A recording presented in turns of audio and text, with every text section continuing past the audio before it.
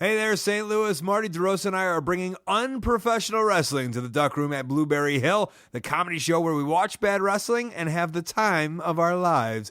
ColtCabana.com for more information. You're going to love it.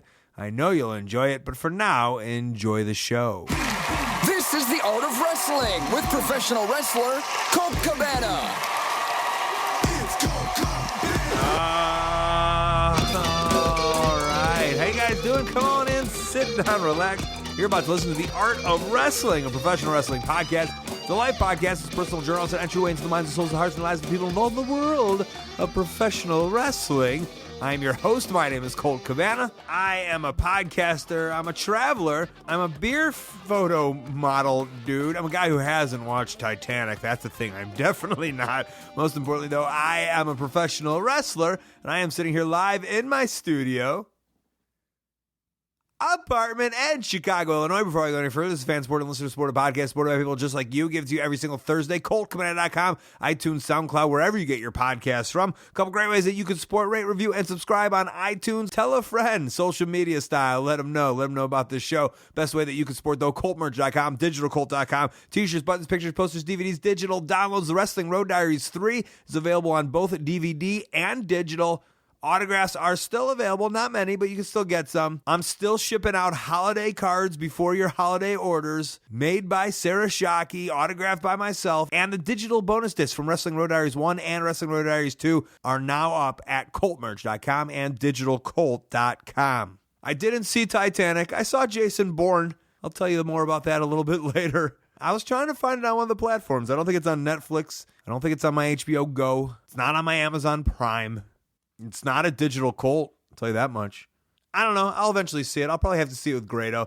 He'll probably make me see it, but I'm sure I'll get there. Rowe is on the show this week. We're doing a Cleveland theme for some reason. I don't know why, but back-to-back. Josh Prohibition last week, Rowe this week. For those of you who don't know, well, Ray will talk about it, but Josh didn't really talk about it, but he had a good hand in training Rowe, bringing him into this world. And then eventually we'll get M-Dog on again. I've been meaning to get Matt Cross on the show again. It's going to happen. We will make it happen. A lot of fun feedback last week from Josh Prohibition, which is great to hear. That's the whole point. I love to hear that you guys like the Cody and the Edge one, and then you also just as much liked hearing Josh and his story. I know you'll love Ray.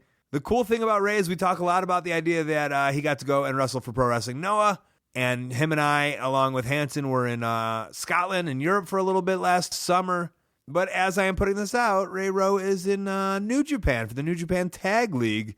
Some say the most prestigious promotion in all of the world, not just Japan, and he's made it over to New Japan, which is so cool and great to hear. And I assume he's having the time of his life over there with the Warbeard himself. As for me, it was a busy week. I did do that commercial shot on Thursday for a beer company. They told me that this March 2017 you will be able to see my body and face with a mask on plastered in every single bar in the country. So be on the lookout for that. I'm going to try to get them to sponsor the show. And if they do, then I'll tell you to drink their beer. I don't know what I'm going to do. They're probably going to ship me all this beer. I'll probably just give it away. Are you legally allowed to have a podcast beer giveaway? Probably not. The usual for me, it was a crazy week of traveling. I did Ring of Honor on Friday, and I did House of Hardcore in Milwaukee on Saturday. I was unaware that there was TV tapings in Philadelphia on a Sunday when I took the House of Hardcore booking. So I flew from Chicago to New York, then New York to Chicago, drove to Milwaukee, drove back to Chicago, then Chicago to Philly, then Philly to Chicago. And I'm not sitting here complaining. I'm just saying I was very tired by the end of it. A lot of people saw a new side, a new fancy side of myself, and I enjoyed the match I had with Dalton Castle, but I think when people see the match with me and Chris Sabin on Ring of Honor TV, they're going to see the side that I enjoy of myself. I had a lot of fun, kind of did whatever I wanted, kind of goofed off a little bit. And I know the fun equals money side of a babyface Colt Cabana. So I'm just kind of, years later, I'm just kind of getting into now the other side of it, the heel side, which is exciting for me. It's new for me, and maybe something I needed to spice things up in the old wrestling world. Other than that, nothing for me to really dive into the world of wrestling. Exciting to see Will Ospreay and Marty Scurll in Ring of Honor doing fun things. And that's all that I can really talk about. My world, the people that I'm seeing, like how I saw Sandman at the House of Hardcore. I wanted to ask him to be on the podcast. It's too hard. He's all over the place. He's a weird one. He's like been my friend for 15 years, but he's the Sandman. I'm going to try to sit him down on a podcast. We'll try. There's no promises with that guy. There is a promise, though. I'll give you a podcast with Ray Rowe. I got Ray Rowe. I've known him forever. We podcasted a little bit. We'll get into it. Going to give you a Song of the Week, though. The Song of the Week is brought to you by Jason Bourne, the movie, which I just saw and loved. I had never seen the Bourne Supremacy or the Bourne Identity before, and I was on a flight, and I was like, I'll give these a shot, and then I got hooked. And now this movie came out, and now they're sponsoring. It's now available on 4K, Ultra HD, and Blu-ray combo pack. Matt Damon returns in his iconic role, and you get to hear Jason Bourne in DTS-X technology for the most immersive, lifelike audio experience available at home. It's been 10 years since Jason Bourne walked away from the agency that trained him to become a deadly weapon when former CIA operative Nikki Parsons hacks into the agency database to uncover evidence about its illegal black ops programs. She discovers new information about Jason Bourne's recruitment that alters his understanding of the past. Join Matt Damon in the next chapter in the Universal Pictures Bourne franchise, which finds the CIA's lethal former operative drawn out of the shadows. Get Jason Bourne with DTS-X sound at Amazon today. It's rated PG-13, maybe inappropriate for children under 13. All right, the song this week is by Teen Crude Combo, a Canadian punk band. Here's their song, 2 words, Suck It, enjoy it. We'll be back with Ray Rowe. Hi, Ray. Hi, Colt. This is my podcast. We come to a hotel room, and I stare you deathly into the eyes. Your beautiful eyes. Who do you look like more, your mother or your father? When I smile, I look more like my dad. When I don't smile, I look more like my mom. Like all 5 of the kids all smile exactly the same. Really? Yeah. Because you have this weird, and I think it's hidden well with the beard now.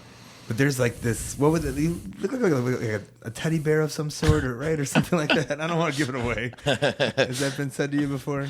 Yeah. It's a lot of people that know me outside of wrestling, when they find out that I'm a wrestler, are like, no, you're too nice. Yeah. And then people who know me from wrestling are like, no, you don't smile. Like, you're this crazy tough guy. So well, people say you're too nice in real life, even though you look like what you look like. Yeah, because I smile. Like as soon as I smile, gotcha. I look all warm and cuddly. But you're a cuddly man. Yeah, despite the tattoos, the prison tattoos, and the crazy beard. Would you say you have prison tattoos? Well, I've been accused of having prison tattoos. Really? I've never gotten any of them in prison. So I'm looking at you. You're sleeved up. You have some on your sporadically on your leg. Mm-hmm. What? Oh, you do have one on your stomach. Chest, yeah, I don't know back. what a prison tattoo would necessarily be. Do you even know? Oh yeah, it's generally done with a guitar string and a small, like a tape recorder battery or some kind of small homemade device like That's that. Not good. You look like you have nice, colorful tattoos. Yeah, no, I definitely don't have prison tattoos. But like every single match I've ever had in Ring of Honor, Carino talks about my non-existent prison record. So people assume. You don't have a prison record? No. You never have. What's the closest illegal thing? Because you've beaten some people up before, right? Not. I guess that's not something you want to talk about. Yeah, no, not really. not in a forum like this. I got into some small legal trouble when I was working as a head of security at a nightclub. Yeah, I was going to say bouncer. Bouncer. Yeah, stuff like that. And it was just small, petty stuff. So, I tried, but that was back in 2007. But you're not afraid to throw down, just in that sense, right? And so I would wonder where does that? I mean, I'm not a fighter, but someone who is a fighter, where does that natural instinct come from? Does that make sense? Yeah, I don't know. Maybe from my dad and from growing up in Cleveland, I got beat up a lot growing up, and then kind of it was either fight or continue getting beat up every day. Why'd you get beat up? Cleveland's a pretty rough city. I don't know if you know this or not. But, Well, I mean, where I stayed at your house that one time. yeah, that was exceptionally rough. Is that the area you grew up in? I grew up in a slightly nicer neighborhood than that. Okay. But then once I moved out from my parents' house, we stayed in pretty much the worst part of Cleveland. Who, in terms of we, you mean like you? It was me and some friends, my roommates that all worked in the nightclub. Okay, but when you got beat up, that wasn't, you were with your parents. You were a kid. Yes, yeah. No, I was a kid growing up like inside Cleveland, and it wasn't, it was gang turf, and there was stuff like that, and it didn't matter what I was not affiliated, so or just bullies in school and stuff like that, and when I was younger, my mom told all the kids, no matter what, you can't fight, no matter what. And finally, I got beat up enough, and I came home the one day, and I had welts and handprints all over my body from just getting beat up from kids on the block. Is it just that I'm in a nicer area that I just don't know this world? Maybe of just constantly getting beat up as a child. But my my dad told me when I came home and I had handprints all over me. My dad told me, he said, as long as you don't start the fight, you'll never be in trouble. Like I'll talk to your mom. I'll try to don't fight in school, but as long as you don't start it, you're not instigating or causing trouble, you're allowed to defend yourself. And that changed my life. Like the very next day, kids walking home from school, kids jumped me and I fought back, and all of a sudden things started changing. And as I got bigger and older, I got better and better at it, and I had to fight less. Right. Well, I mean, I know. Okay, so there's a couple of subjects I wanted to touch on here. Sure.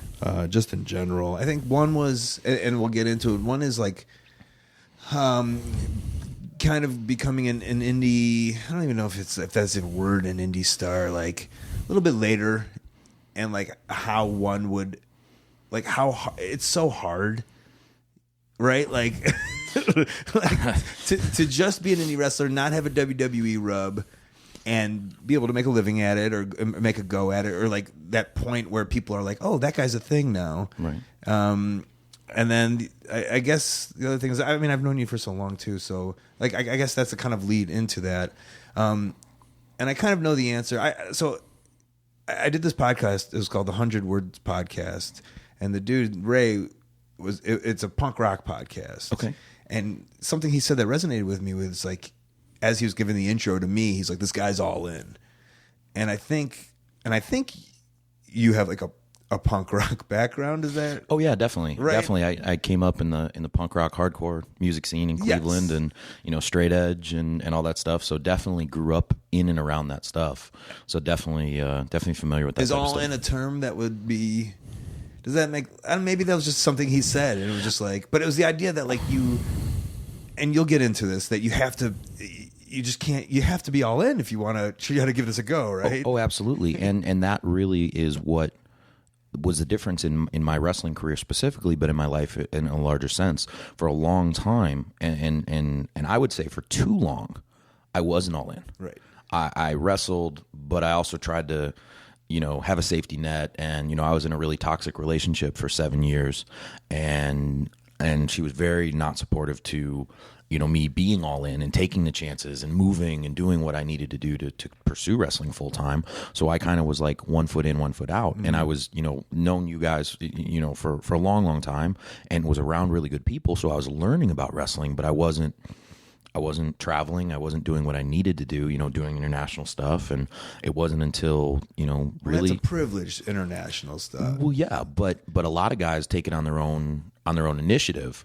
And will, fly themselves over, stay in a dojo, do, take risks. Gotcha. And I wasn't taking risks. Never in my career did I take any risks. Opportunities presented themselves, and I took the safe route every time. Right. And I have to, if there's any regret in my career in my life, that's it. I didn't take the chances earlier. I look back and having taken chances in the last, 3 or 4 years, I look back and go, man, how much further could I be had I started this, 10 years ago, not, 4 years ago. Yeah, but you do know you can't, because like I started at like 18, and I was always like, man, if I only started at 9. Right, yeah. No, and truthfully, like the path that led me here wouldn't be here if I did things differently. Right. So I know, hindsight being 20/20 and all that jazz, like I'm where I'm at because I'm supposed to be right here. Right. But that's the story is, and it is true. And like I watched you from afar with 1 foot in and 1 foot out, and the idea that you said the past 3 or 4 years, like that, it seems so long when you say it, doesn't it? Like if you were like, I don't know when you were like, I'm all in, maybe 28 or something, or what, how old are you now? 32 now. 30, so about 28, 29. If you at 28, for me personally, if I was like, well, it's not going to start clicking till 32, I'd be like, fuck, that's so long. Yeah, I had honestly given up. Like in 2010, when I moved to Texas, I gave up on any dream of making it as a wrestler. I resigned myself, and I justified it that, I was okay being a once a month wrestler or twice a month wrestler or whatever, and just, that was, I wasn't the WWE mold, I wasn't the, the indie darling. I just wasn't going to make it. And, when I moved to Texas, I was just, I moved for a job outside of wrestling, and it was a really construction. I moved down for a really good opportunity in construction, and moved up fast in the company, and was living a corporate life, and was okay. I was only wrestling once, maybe twice a month. But you still were like, I should find the local indies down here. Yeah. I just but I justified it to myself that if I could just do it a little bit, I would feel like I hadn't completely given up, and I feel like I was still involved, but I was safe still. And then Ring of Honor came to Texas in 2013, and that kind of changed everything. Well, and maybe this is just an outside perspective, but I feel you became, and maybe just because the scene wasn't that strong and you had 10 years in, but I feel from an outsider's perspective, when you were in Texas, you kind of became one of the top Texas guys. Like I would always see your name on the bigger shows and wrestling the bigger guys. And yeah, I mean, that definitely started to happen. But this is before 2013 Ring of Honor. Yeah, it definitely started to happen, in that, I don't know, 2011, 2012, like some steam started rolling. And then as that happened, everything just kind of clicked all at once. Like I got out of the relationship. I hit with Ring of Honor, and then all of a sudden everything exploded. It was just like go, right up until my accident. Yeah, which we will talk about. I'm sure. Yeah, which is crazy. Okay, so what? And the other thing I know, because Josh and Matt would always pimp you. Josh Prohibition and Matt M. Dog Cross. And you were like, correct me if I'm wrong, like you were like a really good amateur wrestler. Oh yeah, absolutely. Right? Yeah. I spent my entire life amateur wrestling. Yeah, and like I thought, I don't know, which you're gonna hate to hear this, but like I think everyone just thought God, this is gonna suck to hear. Everyone thought you just like the potential was there. And I think it's that 1 foot in, 1 foot out. It's just like, fuck, this guy's going to cross over. And I think that Josh and Matt were like, we're so excited for this guy's future. And then kind of fizzled a little bit. Right? Oh, absolutely. Yeah, no, like that. And I talked about that, like regret earlier. Yeah. Like looking back at the choices that I made. And I've had long conversations with Josh about it. Like, because we had a pretty bad falling out. And, and he was like, man, at every turn, you made the wrong decision. Wrestling your life. Yes. Okay. And in many ways, he's right. And that's what's really hard for me looking in the mirror. And I feel like that's kind of why I have such an all-in attitude now, because it's like it's for me, it's now or never. Like I wasted so much time, I'm not going to waste another day. I'm not going to skip the gym. I'm not going to not drive to that show. I'm gonna do everything I can, because I've realized how much time I lost. Yeah. So five brothers or four brothers? No, 2 older sisters, a younger sister, younger brother. So middle of 5. Okay. And hard neighborhood in Cleveland ish. So wrestling, amateur wrestling takes over your life? Yeah. I mean, sports kind of, kept me out of trouble, for the most part. And, my dad worked at LTV Steel, so my mom was a stay-at-home mom. My dad worked really, really hard. I learned my work ethic from my dad. No matter what happened, he was getting up, going to work. Sick, dead. What was he doing? Just steel work? Yeah, he was a journeyman millwright, so he was working steel, fixing machines when they broke. I mean, he was a hard working blue collar dude. Just coming home dirty. Yeah, dirty, beat up, hurting. I'd see him, bleeding, bruised up, whatever, and he'd go into work the next day. And that's, I saw that, and I saw what he did and the sacrifices he made in his own life for his family. And then, this kind of ties in later in life. But so I just watched that. And then when my grandma died, he inherited her house, and we were able to sell my parents' house and her house, and that moved us out into the suburbs. So that moved us out of that really rough neighborhood into a nicer neighborhood. But we didn't have the money to be in there in that socioeconomic, class. So when I went to school, I was a poor kid. I had hand-me-down clothes. I had, Goodwill stuff. I didn't fit in. Everybody, made fun of me or whatever. And it was rough coming from Cleveland to there. And then, my first 2 years, I really, really struggled in that school. And but I signed up for wrestling in 5th grade, and I got my ass whooped every single day. 6th grade. But my dad, I came home crying from practice, and my dad was like, "Hey, you can't quit. You got to see it through. I don't care how bad it is. You cannot quit." But till when? Because I played college football and I hated it. Well, no. I was like, I'm going to play the season. Right, just the season. Okay. It was the end of the season. Like, you started this. You told that you made a commitment. You played at the end of the season. So I the played. idea is you have to go through your 20s. Yeah, absolutely. No. Yeah, no. My dad was not that guy. But he says, you made a commitment. Stay through the end of the season. Okay. So the end of the season happened, and then I played baseball over summer, and I played football, and then wrestling came around. He said, "Hey, you want to wrestle again?" I said, "Sure." I must have forgot how bad it sucked the first year, and it sucked again, and I was terrible. And then something happened between 6th grade and 7th grade where I hit a growth spurt. Something clicked, wrestling technique, and all of a sudden I wasn't losing anymore. Mm-hmm. Like in the room, in the mat, and I was doing really, really well, and I was excelling, and I was winning all my matches, and and then that moved on to high school, and I was doing Team Ohio and traveling for wrestling and all this stuff. Did and you it love it, or was it a thing? It became a part of who I was. Wrestling was something that I did, and I loved it, and I loved training for it. But it was just became so much part of who I was as a person. I laughingly joke and say wrestling's kind of like a disease. Once you're infected, it's just part of who you are. You're never going to get rid of it. I miss amateur wrestling like crazy, and it influences the stuff I like about pro wrestling. But yeah, it's just a part of who I am. And then it wasn't just what was the top? You were the man, right? Or no? Well, yeah. In my level, I went to states in Ohio. I qualified for a state, so I was top 16 in the state, and all the college programs are definitely full of Ohio wrestlers. Ohio high school wrestling is best in the country. Right. So it was a really big deal just to qualify. And then senior year, I actually didn't play football. I just dedicated myself to wrestling. And then preseason, I tore two ribs free from my sternum. And on a throw, I grabbed a guy. I was wrestling up in weight, so I was 230 pounds wrestling in a 275 class, and I grabbed a guy and suplexed him, threw him overhead. And my hips and technique said yes, my rib cage said no, and they separated. And I wasn't able to wrestle all that year until right before the districts or sectionals, whatever they were called, to qualify for state, and I missed out by a match. Okay, so I wasn't, my senior year was that's supposed to be they wrote me up in the paper, talked about all this, potential and all this stuff. And then I got hurt and couldn't do it. And then when did professional wrestling come in? My senior year.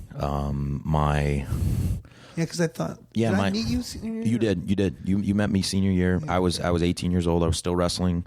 I had finished my amateur wrestling season because I didn't start. I met Josh and Matt at that point, and my high school coach had a little brother who was an amateur wrestler, or who was a pro wrestler, named Lou Marconi. Hey.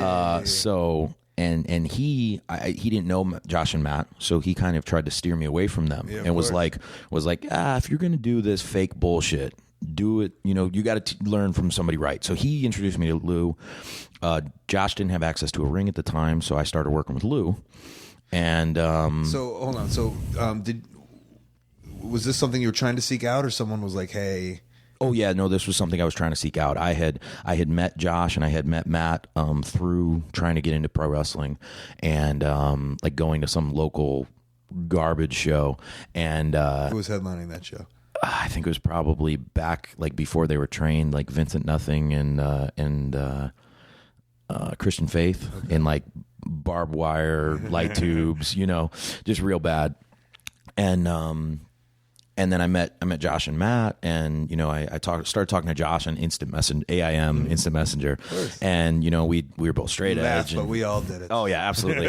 And every day I'd come home and be messaging Josh, and I'm sure thousands of stupid questions, and but he was straight edge, and that was really important to me, and Matt was straight edge, and I started going to Josh's house. And like we'd watch wrestling tapes in his basement and chain wrestle and like go up to the rec center and chain wrestle, but he didn't have access to a ring. Yeah. So Lou did.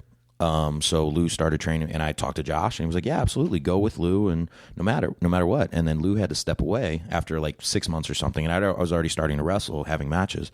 About 6 months later, Lou had to step away, and Josh took over his school. So that Josh came back, and then I continued training with Josh like 3-4 days a week. Where did why the straight edge, and where did that punk rock hardcore scene come in? Why? Because I was an angry male. I don't know, like 12, 13, I tell people all the time that I've been straight edge since I was 14. And they're like, well, of course, but I grew up in Cleveland where alcohol and all that stuff was accessible to kids, and I messed around and experimented when I was 12 and 13 years old. And going into freshman year, freshman football camp, actually, this kid on my team handed me a CD and was like, "Hey man, like, you're fucking up." And I didn't understand why. And he handed me this straight edge CD. He's like, "Listen to this. It's going to change your life." And, he was basically like, "You smell like beer coming to fucking practice." And what? You would drink just... Yeah, I just drink. Yeah, well, no, this was like 8th grade, like summer after 8th grade. Okay. Like, just messing around with stupid kids and just getting in trouble. Like, we kind of glossed over earlier. But it's not even like just Friday nights and Saturday nights. It's just like, because you're showing up to practice smelling like... Yeah, but that was like summer practices. Okay. So it was, summertime bullshit. And then I listened to the CD, and I started talking to this kid, and then I got into the music, and, I started going to concerts, and then got... I didn't even know what straight edge was at that time. I was, but the more the deeper into that scene I got, the deeper and deeper I got, to the point where when I was in high school or senior in high school, I broke my ribs, and I was so against putting any type of chemicals in my body that I wouldn't take aspirin. I wouldn't even take aspirin, Tylenol, nothing, like zero. Like if I wasn't drinking caffeine, nothing. I got pretty extreme, and I've calmed down a lot as I got older, and now it's just kind of like wrestling. It's just part of who I am. Like it doesn't even cross my mind to drink or smoke or anything like that. So. Pretty wild. Those people, those influencers in your life. Like it's just that one guy handing you a CD, right? Yeah, and literally changed the course of my life. Yeah. Who is that kid? There's a kid named John Nosan who stopped being straight edge about 6 months after he gave me that CD. Always do, don't they? Yeah, absolutely. And coincidentally was actually in a punk rock band with Josh Prohibition. Really? Yeah, and he came from Brecksville, and was in a really, really bad punk rock band with Josh Prohibition. And I was listening to that before I knew who Josh Prohibition was. That's funny. Yeah. I didn't know he played. Yeah, I'm gonna have Josh on. We'll talk about. It was a band called Chair Shot. Hey, there you go. Yeah, maybe I'll play him for the song of the week if they have it. Yeah. Okay, so great. So you start wrestling. You're all. You give up amateur in high school. Start just pro wrestling. And I guess we can get into. Well, I mean, I don't know. I mean, you were just cruising for those 7 years. Yeah, pretty much. I mean, I started like my first couple years really traveling with Josh and Matt. Any show they would go to, I was in the car with them. That's when I met you. Mm-hmm. That's when I met Nigel McGuinness, everybody, Hero, Punk back then, everybody that was like really doing things in the, Claudio, everybody that was doing guys things that were all in. Yeah, absolutely. The guys that were making a living with it. And, because they were everybody knew Josh and Matt, and I was their guy. I was, the ride along. Mm-hmm. And I started meeting everybody, and then And you have an in, because you meet everybody, but these are two guys that everyone respected and loved. Yeah. And so it's kind of like, then you're good. You're past. Absolutely. Almost, right? Absolutely, yeah. And then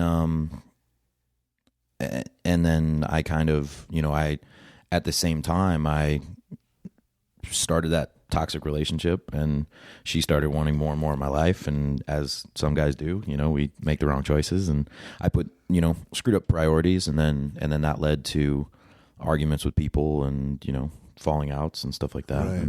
And it wasn't pretty, but I was wrestling. I went from, probably the first 3 or 4, probably 2 or 3 years I was wrestling, I don't know, every single weekend, 2-3 times a weekend to 2-3 times a month. Yeah. And did that for the entire 7 years I was with. It's so wild now that that's what I think of, just like you as just this kind of and now you're, here you are fucking rocking it. It's just like, that's not, usually it's people will just be doing it all so much and then they just get burned out. You really went opposite with this. Yeah, I really did. And to that point, we kind of jokingly said, I'm on that path where I'm on now, because I was supposed to be here. But at the same time, I've been wrestling since 2003, and yeah, I wasn't, traveling full time back then, but I was still around good guys and having good matches with people and learning. So I do have 13 years of experience, but I don't have 13 years of wear and tear on my body. Where a lot of guys would have 2 to 3 matches every weekend. Right. I feel like there were 7 years of my career where I've only had 2 or 3 matches a month. So I've taken, a quarter of the bumps that everybody else has taken. I feel great. Yeah, I'm in the best shape of my life right now. Your ribs still attached to your body? Yeah. There's a big, nice calcium deposit, so it's solid. So tell me about this accident. Well, so we land with Ring of Honor. We get full deals.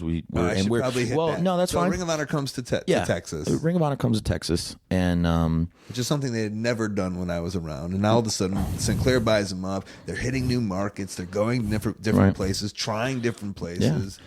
Texas happens to be one of them. Yeah, I get a call from somebody in the Ring of Honor office who says, "Hey, man, do you want to do this show?" And I was, yeah, of course, I'll wrestle in Ring of Honor. And he was like, "I didn't know you were still wrestling," because I was doing the half in, half out thing in Texas. And while I was starting to kind of get a name in Texas is very island in that what happens in Texas stays in Texas as far as wrestling goes. But I wrestled Bobby Fish, and and we had a really, really great match, and that led to some more bookings. And then they put me in the 2014 Prospect Tournament. I did well there. I lost to Hanson in the finals. They put us together as a tag team, and we started rolling. And I started taking indie bookings. I mean, it really, that was kind of when I went all in. Well, what'd you do? Did you quit construction? So August 12th, 2014, I had been wrestling 3 to 4 times a weekend, every weekend, and juggling a full-time 60, 70-hour a week job. It was a nightmare. And going to the gym, yeah. And going to the gym, and and doing everything I had. And like I said, when I got into Ring of Honor, I had just gone through a divorce, so I was free, I was single, this was my life, this was all I was doing. And then August 12th, I made the decision. I said, that's it, I'm done. I'm going to be a full-time wrestler. I had money in the bank. I had, my bookings lined up. The briefcase and everything. Yeah, everything. I was ready to challenge. No, I had a savings. I had savings in the bank. I had my bookings lined up through January of that year. I wasn't going to take a weekend off. I had everything sorted out. I had all my budgets and stuff. Yeah, it was great. And I remember I called my dad, and I was so proud. And he told me he was proud of me for making this choice. And I went in, and I parted ways with the construction company, and I went to the gym. I got on my motorcycle that I had been riding for 2 years every day, and I was driving to dinner, and some girl blew a stop sign in front of me. I was going about 50, 55, and she blew a stop sign maybe 10 feet in front of me, and I smashed on the brakes and didn't have a chance. I T-boned her going about 55. I smashed on the brakes, so however much I was. The day I quit, less than 12 hours later. Yeah, I called my dad at 9:15 that morning. I got in the accident at 8 o'clock that night, and so in the accident, I shattered my left arm, pretty much everything above my elbow. Broke my left thumb, went up and over the handlebars on impact, and smashed out her rear driver's side door. window with my face. Helmet, yeah? No, my helmet was on the girl who was riding double. Didn't wear a helmet. I did not have a helmet on. She had the helmet on. I lacerated my eye. I broke my nose. And then the craziest part about this is I hit the window, and I remember I went to my knee, and then I stood up. And I turned around, and my arm didn't work. It started like waving free, and it was waving not from the elbow. I could feel that it was broken. So I made sure that the girl who was riding with me was okay. She fell down and hit her head, but she had her helmet on, so she was fine. And then, the little girl that ran the stop sign, she was texting when she was driving. She was texting and driving, and just never even saw the stop sign. Just pulled out right in front of me, and she came out and, oh my God, do I need to call an ambulance? And I'm bleeding profusely down. I mean, full Muda down one side, and my arm is swinging free, and I'm sure I was a little more aggressive than when I told her yes, call the ambulance, right. and then like pain set in, and because the initial shock wears off, so the ambulance pulls up and they're across the intersection, and so I just literally stand. I was sitting on the curb waiting for the ambulance. And I stand up and walk across to the ambulance, and the EMT's like getting the stretcher out and all this stuff, and he looks at me and he's like, we were gonna stabilize your neck before you started moving, and I'm probably in shock, but I was just like, oh, do you need me to go sit back down? And he's like, no, you're good. I mean, the hospital's only 3 miles away. Do you just want to walk? And I said, not time to joke. Yeah. I'll take the ride. And as he's strapping me in, he's asking me about the accident, and he tells me that he's been an EMT for, 10 or 15 years, and he's never responded to an accident like mine without a body bag. And I don't think that really hit. Just the idea of what of getting a T-bone of a T-bone collision like that, going 55 miles an hour with no helmet. Yeah. He's like every time like that you should be dead. And at the time, like, it didn't really register. And then I go to the emergency room, and the ER doctor is like, "How are you alive?" And I'm and nobody believes me that I didn't go. I didn't go out. I didn't get knocked out. I hit the window with my face. If I would have hit the steel, clearly I would have broke my neck or cracked my skull or whatever. But I remember everything like perfectly. Like, there's no gap in memory. There's no anything. And I never went out. And probably from wrestling, getting dropped on my head and hit Weird. all my life. It probably is. And I've got, this, but I've got a really large neck from amateur wrestling and playing football and wrestling for 13 years. Well, is it also knowing, like, as wrestlers, when a big fall comes, you kind of keep yourself limp also?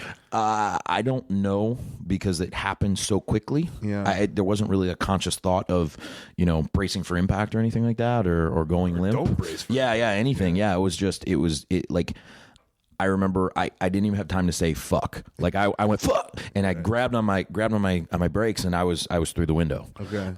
So I maybe naturally, like, it just happened, but I definitely attribute wrestling to saving my life, because my neck was so strong and I was used to impact.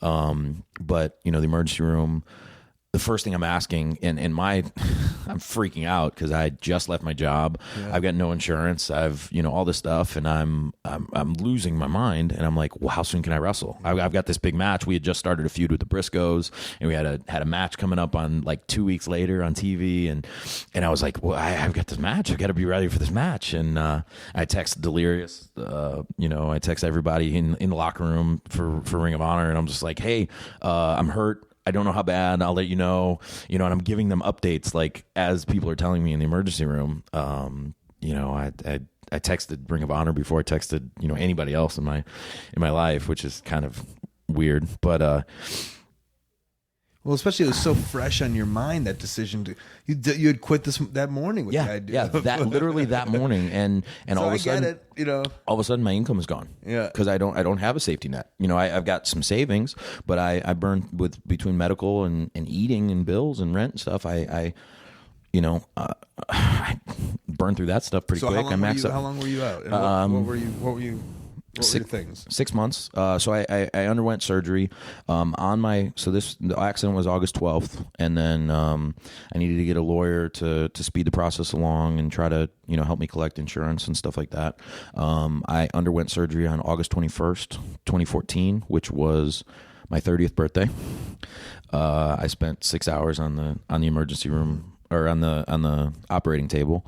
It was supposed to be a 2-hour surgery, and they ended up, the break was worse than they were anticipating, and they had to do all kinds of weird things because the density of my tricep, they couldn't do the initial plan, so they had to do something else. And thankfully, I had a sports medicine doctor, so they didn't detach my tricep from the elbow. They severed it, so I've got this nice gnarly scar up the back of my arm. But so August 21st, 2014, until February 13th of 2015, I was out. But so did she pay like her insurance? Well, see, Texas is a funny state, and it caps personal injury at $30,000. My medical bills were over $250,000. Did you have insurance? I did not. You didn't have insurance. I did not. Because that morning you had quit your yeah, and I'm sure I had declined the insurance that I had, or I don't remember exactly how it was, but I had lapsed insurance, so I was not covered. So you're in the hole like a motherfucker right now. Yes, thankfully, I had probably the world's greatest lawyer, and he was able to settle and reduce almost the entirety of that debt.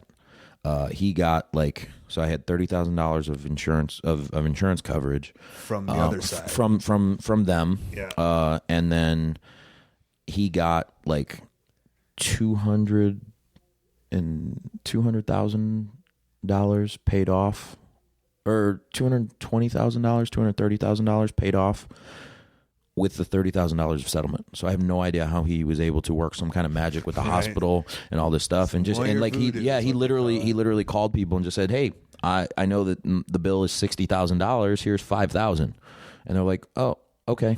Oh wow. Yeah, so I don't know how that works, or how. I mean, he's a magician. He's and he literally saved. We'd be financially ruined for for sure. I'd be financially ruined forever. And I've still got some medical debt, but I'm able to work through it. And how did you So you 6 months, and then you jumped right back on the team? Pretty much, yeah. Were you worried about it? Oh, absolutely. I was terrified. In terms of what? I was really scared how my body was going to hold up to the impact and the car wreck mechanics of wrestling. Did you, but before you started, before your first show back, did you go in a ring and take some bumps and fall around? Or? Yeah, I was lucky that at the time I was living with Shane Taylor, and they when they cleared me to start working out again, we lived in the gym. We were there 7 days a week, without fail. And then I was able to get into a wrestling ring, I don't know, for about a week before my first match. They cleared me for. I just want to know the idea of that first bump of The first bump was terrifying. The first bump was absolutely terrifying, and I took a couple bumps, but I didn't do anything full speed. I just was feeling it, and I was scared, but I didn't want to take longer to get ready or do like practice matches or anything like that, because I was starving. I was out of money. I had maxed out all my credit cards. I had borrowed money from friends. Like I was literally starving. So when I came back, I had my first match back for VIP wrestling in Texas, and it was a 4-way. It was AR Fox, ACH, and Andy Dalton, and I was terrified. Like I had done nothing full speed, and all of a sudden I'm in the main event in this 4-way, and they're expecting these big crazy things, and I'm pacing backstage like complete frenetic, just nerves, like, oh my God, what's going to happen what if I land on it wrong? What if it explodes? What if, all this crazy stuff? Like I didn't know what was going to happen. And a buddy of mine grabbed me, and, he could tell I was freaking out, and kind of calmed me down, got me in the right mental state. And then I went out, my music hits, and very first bump of the match went wrong, and I landed on my arm. And then I rolled the outside, and I was like, oh, I'm fine. Yeah. And like that, like all of a sudden I was back in it and just ready to go. What came first, Japan or England stuff? What was your first international? first international stuff was Mexico, actually. Oh, really? Yeah, so I went to Mexico. I went to that Mexico. doesn't count, well, though. yeah, You're I went in to Texas. No, I mean, yeah, I went to Mexico City for Chilanga Mask. Okay. And then I went to Toronto, Canada with Ring of Honor, and then we went to NOAH in September of 2015. Right. And then like shortly after that, like November of 2015, we went to England. Mm-hmm. And then have been back to England 3 times since then. Nice. And just, I don't know, like, was there just a special, I think, I'm speaking for you. Oh, I guess Mexico and Toronto is cool, but I'd imagine that first Japan, like, it's a real, like, oh, okay, I'm that's like I'm in, I did it kind of thing, right? Absolutely. And because, especially more for me specifically, because It's like a validation. well, and from the very first time that I went to Josh's house back in 2003, and we were watching tapes. We were watching New Japan tapes, and we were watching Noah tapes, and watching All Japan tapes, and all this stuff was Japanese, Japanese, Japanese, Japanese, and that's what we studied, and that's what we talked about, and that's all I can think about. And so for me, people would ask, "Oh, what are your goals in wrestling?" And I wanted to wrestle for, believe it or not, I wanted to wrestle for Ring of Honor. I wanted to wrestle in Japan. That's what I was going to ask if, like, because you kind of walked into this Ring of Honor thing, or not walked into it, but it was like, I didn't know if it was, if that was something you had, like, hoped to do. Yeah, it was absolutely something, and it was something that, kind of how you had talked about, like, guys looked at me and were probably like, hey, he's wasting all this potential. Like, people told me my whole career that I was a natural fit for Japan and Ring of Honor. Like, the physical style and the, just the capabilities, the amateur wrestling background, all that stuff. So for me, Japan was like the ultimate. And like, I had started wrestling for Ring of Honor. I was full-time for Ring of Honor, contracted, all that fun stuff. And I achieved that part. And then it was like the Japan thing came through, and it was better than I could have expected. It was amazing. Like, people ask me, right? And maybe they're asking you now, how do you get to Japan? How do you get to these places? And I'm like, and I have to explain that, like, I was in Ring of Honor. It's just like I was doing my shit. I was in Ring of Honor. Marufuji and Kenta were coming over. I wasn't kissing their asses, but all of a sudden Noah, and then I went to WWE, and then I came back, and they're like, "Hey, is Cabana back?" And like they just knew who I was because I'd been around. Right. It's like I have to explain to, like, you just be around. Yeah. And so, like, like the same idea for you is like you're full time with Ring of Honor, and like you want to say to yourself, I guess there's ways to like fast track that how I get there. Mm-hmm. Right.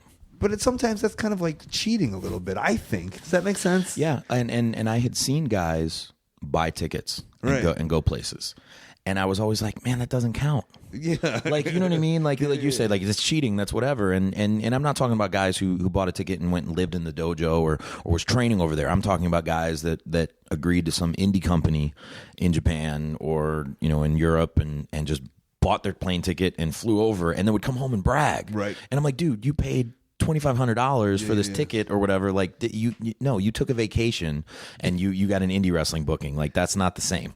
So for me, like, when specifically when Japan happened, because that happened first. That happened before Europe, but when Japan happened, I was just like, this is real, and it happened that same way. Like, I knew some guys who were over there, and had been on a bunch of shows with them, and an opportunity happened, and I don't know, cards fall how they may, there was an opportunity, and we got the call, and it was great. Sometimes I feel like when I go over there, and like there was a period for Noah where I was going over like fucking like in 3 years I went over like, I don't know, 10 times or whatever, and I just kept on thinking to myself, like, there's so many wrestlers out there, and it's like just Chris and I, like, just like out of all of the pool of people they could take, like, it's such a wonderful thing that, like, oh, it's this fucking schlub, me. I got the. Absolutely, and I talk with Hanson about that a lot. Like,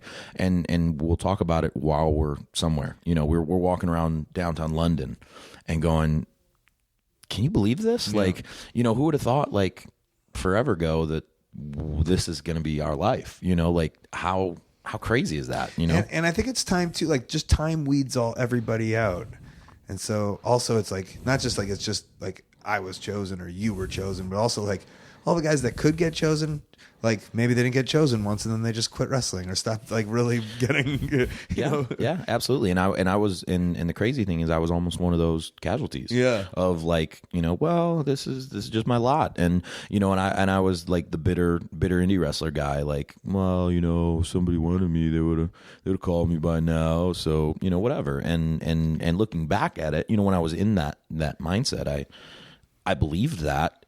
And I don't know if I ever believed it, but that's what I said to myself to make me feel better about my, what I was doing. But like now looking back, I was like, well, of course no one called you. You weren't around. You weren't going to the shows. You weren't doing what you had to do. And that's about putting yourself in places where people are. Yeah, absolutely. And kind of like, and just being around it. Well, I don't know, being around the best, I guess, talent or just being around talented guys. Yeah, absolutely. And you knew that from such an early stage too, right? Absolutely, yeah. But I don't think, I think maybe it didn't click. Huh? Yeah, no, it didn't click, and I think like I had a couple opportunities with WWE back in like 2007, like my first 3 or 4 years in the business, and I got a really bad taste in my mouth. Just one of those local tryout things, or I did some extra work, and I had a match on. I wrestled Mark Henry on SmackDown, and lost in about 37 seconds. Ooh, is that hidden on YouTube somewhere? I hope so. I was wearing these awful white MMA style trunks, and I didn't have a tan at all, so I looked literally like Casper the Friendly Ghost. Oh, it was awful. But and I got a really bad taste in my mouth because I wasn't 6'2", 240. I wasn't the prototypical WWE thing, and especially think that 2007. That was definitely like they. I don't think they would have used me that day if they had anyone else, because I wasn't tall enough. They just didn't even, I guess go ahead. And I'm not blaming them. That's what they were looking for, right. But at the time it really disillusioned me, and I think that kind of started that downward spiral of like, well, I'm never going to make this a career. The bad taste was just that you weren't the size or what they were looking for. Yeah, absolutely. Like I was the number one company in the world was like, well, you're not good enough. You're not what we want. Then you can't, I haven't figured out a way yet to add inches to my height. You could change your body, but I'm being straight edge. I'm going to make choices like that. So you grew a beard. Yeah, I grew a beard. I got some tattoos. Yeah. And, things are, and in 2016 is a lot different. Is a very different. It's a very different WWE. It's a very different Ring of Honor. It's a very different wrestling world. It's a really exciting time to be a wrestler right now, no matter where you're with. And now you're able to see it differently, about the independent way of for sure of wrestling. Yeah, I've been able to do this, like I said, full time, and support myself since I got back from my accident, but I was already making enough money to support myself, and left a very good job in construction to do this full time. Mm-hmm. So yeah, absolutely. I saw kind of the benefits of being all in, and the benefits of being my boss, right. My own boss. And now, like, after doing this for so long, like, there's no way I can go back. Like that, like there's no way. Yeah, I count the days to like, well, I know it's all gonna stop one day. Like, I just hope it's not soon. I hope people still like me. Yeah, absolutely. Yeah, that's kind of the risk too of being our own boss. Is like, there's no one to like, let's repackage Ray. It's just like, no, you got to be awesome for like the next 10 years. It's on you to be awesome. Right. Yeah. So I hope you can keep it up. It's back to the mill. Right. Yeah. Yeah. Anything else you're trying to? I don't even know what the. Let's just kind of see where the road takes you, and just do as best as you can, kind of thing. Yeah, I think so. I mean, right now it's like I said, I feel like, and the other thing I guess that I have as an advantage is yeah, I've been around and a lot of guys know me, but like I'm still untapped, still kind of untapped in certain markets. You know what I mean? Like, and yes, I've got a lot of exposure with Ring of Honor or doing things, internationally. I've been fortunate enough to do those things, but like, I don't feel like I'm an overexposed indie you're guy. Not like old Colt who's been doing fucking 13 years. I still can't believe I get buffed. Right, but like, and like I just came back to start wrestling in Cleveland again, and that's where I was for so long. But, I was away from it for, I don't know, almost 6 years. Yeah. And then I'm just now back in Cleveland, and there's companies, there's major indie companies in the country that I have never wrestled for. Right. So it's like there's still fresh markets, fresh things for me to do. Markets, matchups, tags. Yeah, absolutely. Yeah, I think someone brought up Bad Bones. You know Bad Bones? From WXW. Yeah. And I was like, I go, Ray Rowe would be perfect with Bad Bones, either tagging or wrestling. Yeah, So let's do it. You came to my mind for that. Yeah, absolutely. One. Yeah, let's do cool. Where are you at on the internet, friend? All of my social media is Raymond X Rowe. So Twitter, Instagram, Facebook / Raymond X Rowe. Still, yeah, that's pretty great that you're still edge. Yeah, till man. you die, till death. Yeah, that's definitely like. Come on, you want to take a sip sometime, don't you? No, yeah, I like it. It doesn't even occur to me, and it's funny too because I, going back to AIW and being in that locker room, I get to see Josh and Matt every month now, and it's awesome. And I had that conversation with Matt like 2 months ago, and he's still straight edge. Josh Prohibition isn't straight edge, but M Dog is, and we're like, man, we sometimes feel like we're the only straight edge guys on the planet left in wrestling, and just talking about it, and like we're like, man, like we're proud of this. Like so many people, like it was cool to be straight edge for so long, and now it's like it's not cool, but we're still we're still doing it. So it's back to that punk rock mentality. Like, people used to ask what kind of music I liked. I was like, I like bad music. Like I was proud of it. Like, no, but you're not gonna like my music. Like it was something stupid to be proud of. But now it's like, yeah, I'm straight edge. Oh, I know you're not. That's cool, but I am. Like, so it's fun. Thanks for being on, Raymond. Thanks for having me, bud. All right, Ray Rowe is alive, and he's doing well, and he's wrestling full time, and he's in Japan. He did a great job. An intense dude.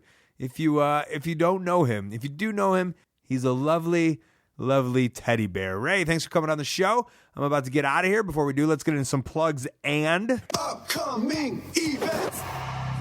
All right, the best way that you can support ColtMerch.com, DigitalColt.com, Twitter and Instagram at Colt Cabana, Facebook /AOW Podcast, also /Colt Cabana. I got a storytelling podcast, Pro Wrestling Fringe, and past archives of the show. They're ad-free and they're available on Howl.fm. Use the code COLT. Get yourself a free month. ColtWrestling@gmail.com. My very public email. Maybe you're a promoter and want to put me on an upcoming show or convention. I got a YouTube channel. Also, ColtCabana.com is my P.O. box. You can send me something fun in the snail mail. Upcoming Friday, December 9th, West Allis, Wisconsin, BrewCityWrestling1.com. Saturday, December 10th, Barnesville, Georgia, WrestleMerica.com. Friday, December 16th, Philadelphia, Pennsylvania, HouseOfHardcore.net. Saturday, December 17th, Austin, Texas, WrestleCircus.com.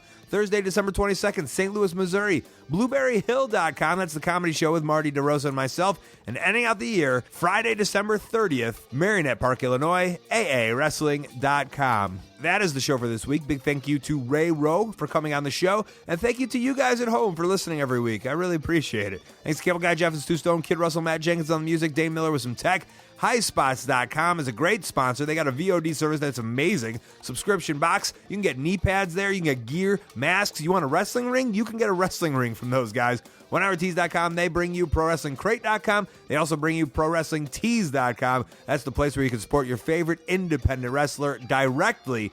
TweakedAudio.com/Colt. The earbuds that I use get over 30% off and free shipping just because you listen to this show. I am back on the road this week, as you heard. I'm going to get out of here. I did switch my bag. I had a bag that I used for years, and it had stickers all over it, and I'd collected it for years, and I had random stickers. A lot of you guys sent me stickers over the year to my P.O. box, and I'm just letting you know I have an empty bag that needs some new stickers. So if you send me a fun sticker of the year, send another one, and let me put it on the bag that travels all over the world with me. That is a promise. I'll probably stick it on there. All right, I got to go. Hey, guys, this has been The Art of Wrestling for Colt Cabana. I'm Colt Cabana. Thanks.